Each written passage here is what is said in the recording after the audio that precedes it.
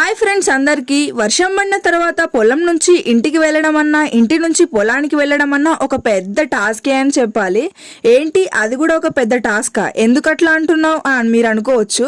అయితే చెప్తాను వినండి. వర్షం పడిన తర్వాత ఆ వర్షపు నీళ్ళు అయితే గడ్డి పైన ఇంకా చెట్ల పైన అయితే నిలిచిపోతాయి. వాటిలో నుంచి నడవడం అంటే ఒక పెద్ద టాస్కే. ఎందుకంటారా, వాటిపైన ఉన్న నీళ్లు మొత్తం డ్రెస్ మొత్తం తడిపేస్తాయి. చూడండి, ఆ గడ్డి మొత్తం దాటొచ్చే లోపు మొత్తం తడిసిపోయాను. ఇంకా ఇలా ఉంటుంది ఈ వర్షం పడిన తర్వాత. నేనైతే పొలానికి వెళ్ళడానికి రీజన్ వచ్చేసి అయితే ఈ కుక్క పిల్లల్ని చూడడానికి 2 వీక్స్ అవుతుంది ఇవి పుట్టేసి.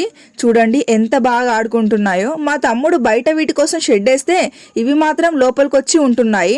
మార్నింగ్ నుంచి అయితే మా కోడలైతే నాకు కావలి కాస్తుంది, నన్ను పొలానికి ఎప్పుడు తీసుకెళ్తావు అనేసి.